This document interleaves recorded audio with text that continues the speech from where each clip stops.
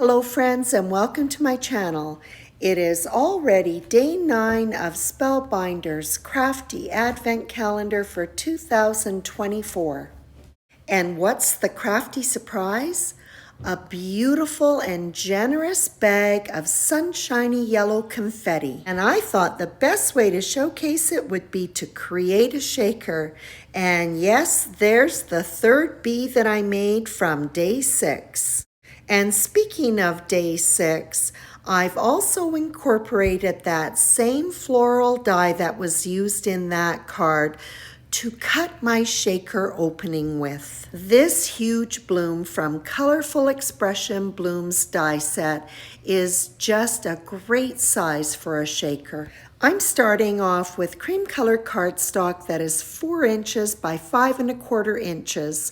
I laid it on top of black sheet foam and die cut them at the same time with that big flower. Don't always use a particular adhesive when I'm creating a shaker. However, this particular one has some very fine lines between the flower petals.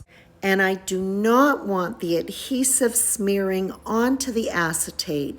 So I'm going to be using Tombow adhesive.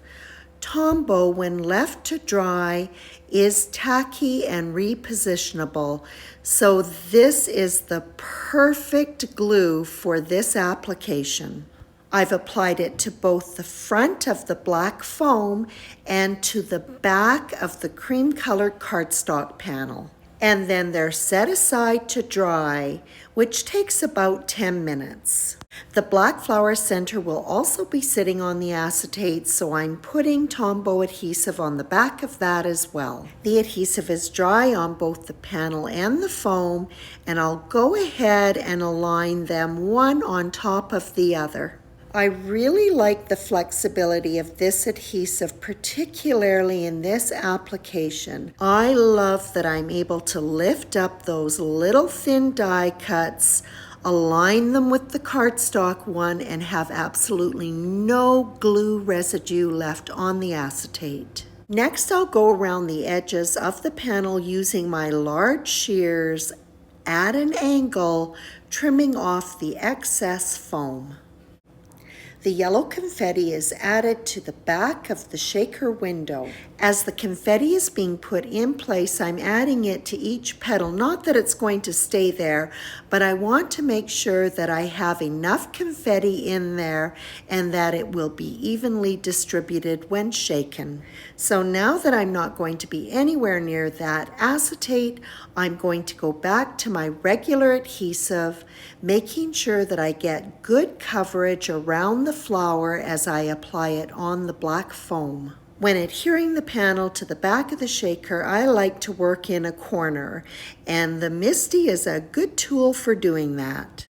The foam insert was removed, the shaker pressed right up into that right-hand corner, and then my yellow panel, which also measures 4 inches by 5¼ can also be pressed into the corner, aligning it with the shaker panel. And I like to give it some drying time so I can go ahead and work on my sentiment. This is a letterpress sentiment from the You Are Everything sentiment set. It was pressed on cream colored cardstock with Better Press black ink.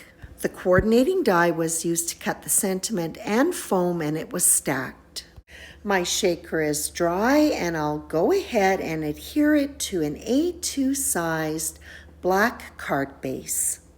And I'm just loving how this turned out. The yellow confetti against the yellow background in that floral shape is something else. The Tombow adhesive on the back of the flower center is dry and tacky, and I just need to press that into place. The foam back sentiment is adhered right below the flower. When I was creating a card for day 6, I couldn't resist making an extra bee, and so here it is, the perfect addition to this card. And I'm attaching it with black foam squares. And that's a wrap for Spellbinder's Advent Calendar for 2024, Day 9. I'm hoping that you're enjoying this series of videos that I've put together, and will hang around for day 10. As always, I appreciate your visit.